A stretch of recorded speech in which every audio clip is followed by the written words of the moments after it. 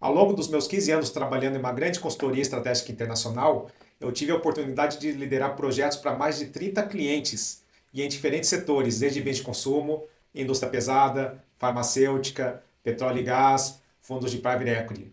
E aí, vocês podem imaginar a diversidade de desafios que cada cliente e projeto traziam. E a primeira coisa que nós fazíamos como time antes do início de cada projeto é aplicar a metodologia de solução de problemas baseada em hipóteses, que é a metodologia utilizada pelas grandes consultorias estratégicas como McKinsey, Bain e BCG. E no vídeo de hoje irei compartilhar com você essa técnica que você pode aplicar no seu contexto profissional. Olá, meu nome é André Kimura, trabalhei quase 15 anos em uma grande consultoria internacional estratégica e criei o Código Executivo, onde eu compartilho tudo o que eu aprendi liderando projetos para grandes clientes, para você que quer crescer na carreira. Bom, vamos lá. Quando a gente pensa em metodologia de solução de problemas, nós podemos ter tanto a abordagem tradicional, uma abordagem acadêmica, entre aspas, que nós aprendemos em toda a nossa educação, e a abordagem baseada em hipóteses, que é o que eu quero compartilhar nesse vídeo. E a abordagem tradicional, geralmente, você começa coletando exaustivamente todos os dados que você acha necessários para resolver esse problema.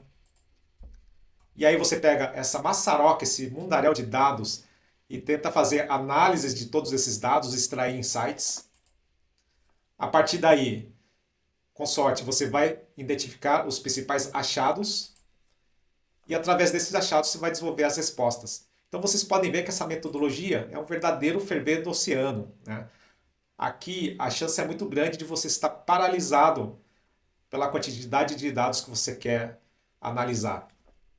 E a abordagem baseada em hipóteses, ela parte de outro princípio. Você começa com uma hipótese inicial, com uma resposta do dia 1, do que você acha que deve ser a resposta.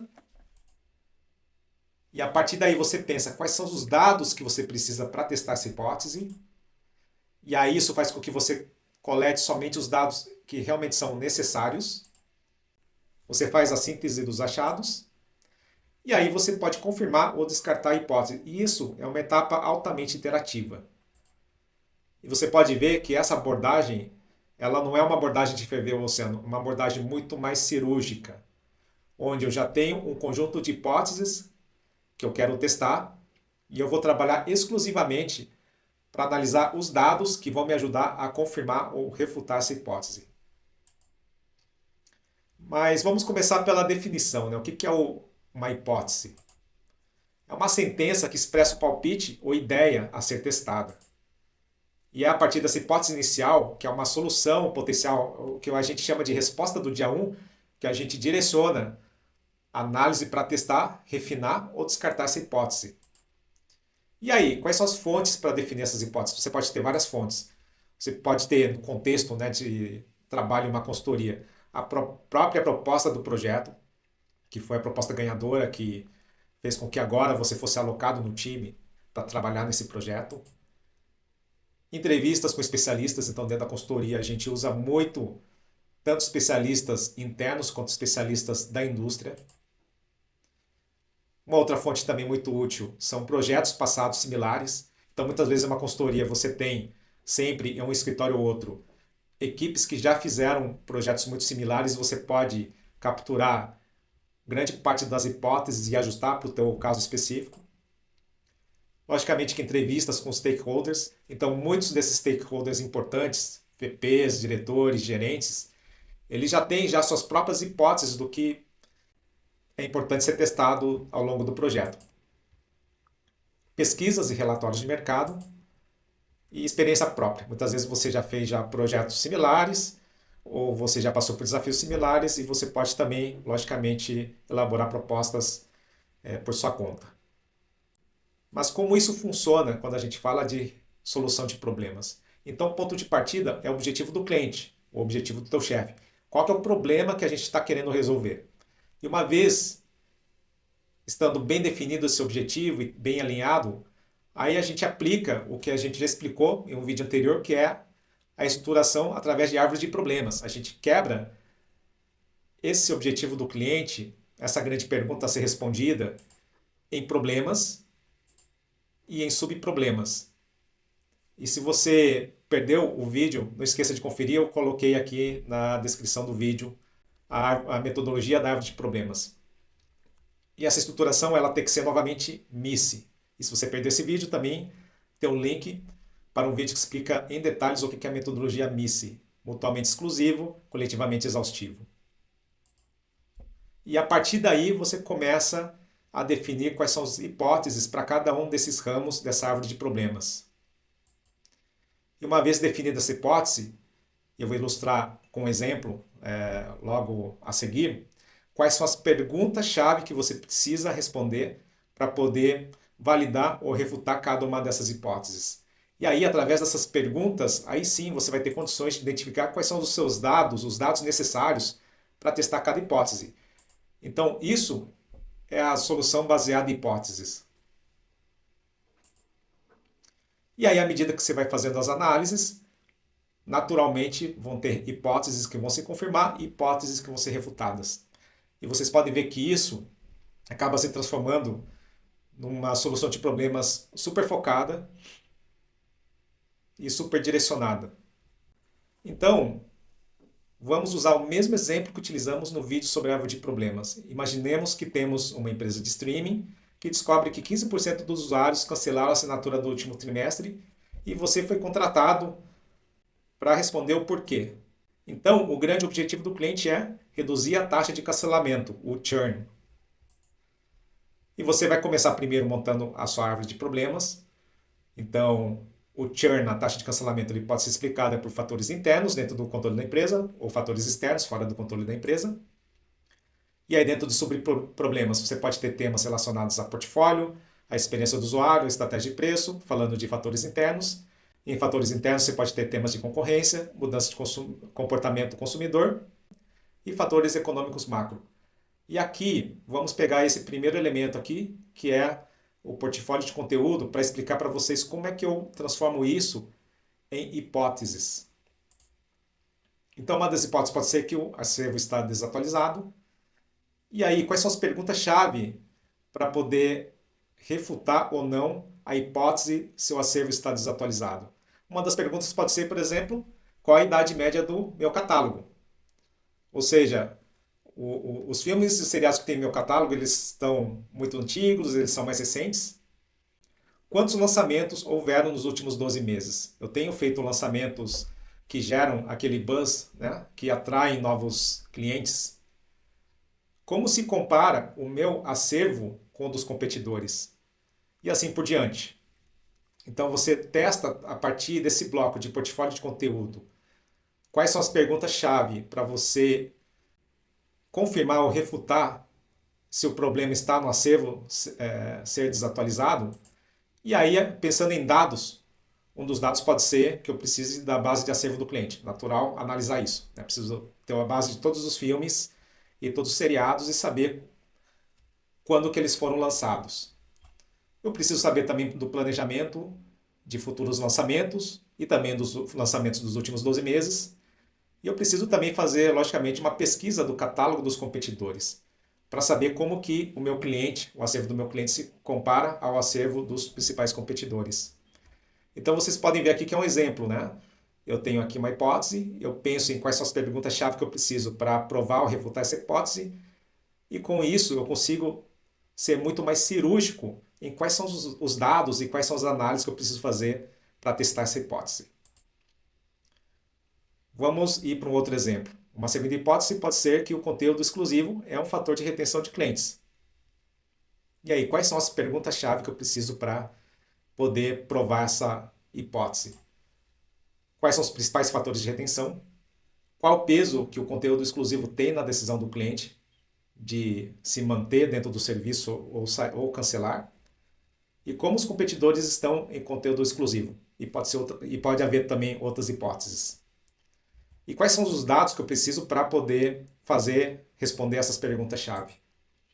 Eu preciso fazer uma pesquisa com clientes assinantes de streaming, porque é a partir daí que eu consigo saber quais são os principais fatores que esses clientes assinantes consideram na hora de manter um serviço de streaming. E vai possibilitar também saber o quanto que ter o conteúdo exclusivo tem de peso na decisão do cliente de ficar com o serviço de streaming ou cancelar. E, igualmente, também pesquisa com o catálogo com os competidores, ou seja, os competidores também estão investindo em conteúdo exclusivo ou não. E aí, assim por diante, você vai definindo as hipóteses para cada um dos subproblemas. Você pensa em quais são as perguntas-chave que eu preciso responder para testar cada uma dessas hipóteses. E aí, a partir disso, eu defino quais são os dados. Então, aqui está uma diferença muito importante. A tendência natural é eu pensar e pedir o máximo de dados que eu consigo obter. Mas qual que é o problema disso? Eu acabo contando com a sorte e com o trabalho bruto de analisar todos esses dados para poder extrair os insights, os achados. E quando eu tenho uma hipótese, um conjunto de hipóteses bem estabelecidas, eu consigo ir muito mais direcionado e focado. Eu sei exatamente que dados devo pedir, que análise eu preciso fazer, e também eu garanto que a minha solução está sendo MICE, ou seja, não tem sobreposição e coletivamente ele é exaustivo. E aí, digamos que você definiu todos esses dados, você dividiu entre os membros do seu time o que cada um vai fazer de análises, que frente que cada um vai trabalhar e como que isso se converte em recomendação final, né? Então, depois que você testa todas as hipóteses, é hora de comunicar as suas conclusões e achados para o CEO, para os executivos, através de uma apresentação. Então, aqui você tem a árvore de problemas e as hipóteses. À medida que você analisou cada hipótese e confirmou, refutou cada uma delas, você vai identificando quais são os achados, os insights, os fatos confirmados. E através desses achados, você vai derivar quais são as conclusões e recomendações. E a partir daí, você vai comunicar isso de uma maneira executiva, utilizando a estrutura SCQR, que nós já aprendemos em vídeos anteriores, que é estruturado a apresentação, começando com a situação, depois a complicação, qual que é a questão principal, que é como a gente pode reduzir a taxa de cancelamento, e a resposta que vai ser todas as análises que respaldam as conclusões e recomendações que você chegou como time. E sempre utilizando o princípio da pirâmide, que é o princípio da comunicação top-down, onde você sempre começa pela conclusão e depois você comunica com os achados e os fatos e dados. E aqui está um exemplo, como que essa hipótese se transforma em uma análise. Então, digamos que descobrimos que o catálogo do cliente está desatualizado frente aos principais serviços e ainda por cima tiveram poucos lançamentos frente aos concorrentes. Então, o que eu fiz aqui? Eu peguei um gráfico que mostra a comparação entre a idade do catálogo, a idade média ponderada do catálogo, em anos de tempo de lançamento, onde a gente vê que o cliente tem um catálogo mais envelhecido que os principais competidores, e no gráfico à direita a gente vê que o cliente teve poucos lançamentos nos últimos 12 meses. Lançamentos considerando filmes, séries, documentários. Então, aqui fica um exemplo de como é que eu comunico um achado que foi baseado em uma hipótese que eu acabei provando, que é que realmente o cliente está com o catálogo desatualizado, inclusive houveram poucos lançamentos nos últimos 12 meses. Agora você pode conferir uma metodologia super poderosa utilizada pelas principais consultorias estratégicas para resolver problemas. A metodologia de solução de problemas baseada em hipóteses. E para começar a aplicar na sua vida profissional, lembre-se desses 3 principais pontos. Comece com uma resposta, com uma hipótese, e não com uma pesquisa exaustiva de tudo o que você precisa saber sobre o tema. Isso ajuda você a ser muito mais focado e não perder tempo. Estruture antes de agir, antes de sair fazendo análises. Utilize a árvore de problemas, seja mutuamente exclusivo, coletivamente exaustivo. E a partir daí, você comece a definir quais são as hipóteses, quais são as perguntas-chave que você precisa responder e quais são os dados que são necessários. E por fim, seja interativo e não perfeccionista. A árvore de problemas e as hipóteses, elas vão sendo refinadas e trabalhadas ao longo do projeto. Então, não é porque você fez uma bela estruturação antes do início do projeto que ela vai estar intocada até o final do projeto. Isso é um processo totalmente interativo. Então, à medida que você vai avançando ao longo do projeto, nas suas análises, logicamente que essa árvore de problemas e as hipóteses, elas vão sendo refinadas. E com isso, o objetivo não é acertar a resposta de cara, é ser eficiente dentro desse processo. Então, o que vocês acharam desse conteúdo? Da próxima vez que você estiver no desafio profissional, tente aplicar essa metodologia e conte aqui nos comentários como é que foi essa experiência. E ao aplicar essa metodologia, você não apenas encontrará soluções melhores, mas você vai com certeza se destacar no seu ambiente de trabalho. Se você gostou desse vídeo, se inscreva no meu canal, clique no sininho de notificações para os próximos vídeos e até a próxima.